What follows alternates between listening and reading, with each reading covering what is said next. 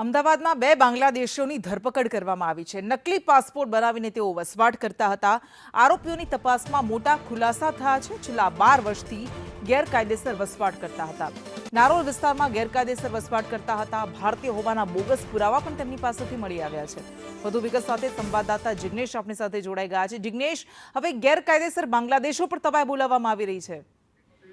કૃષ્ણ, વાત કરવામાં આવે તો જેટલા બાંગ્લાદેશીઓ ગેરકાયદેસર રીતે શહેરમાં પ્રવેશ કર્યો હતો, શહેરમાં રહેતા હતા, તેવા બાંગ્લાદેશીઓની તપાસ કરવામાં આવી રહી છે।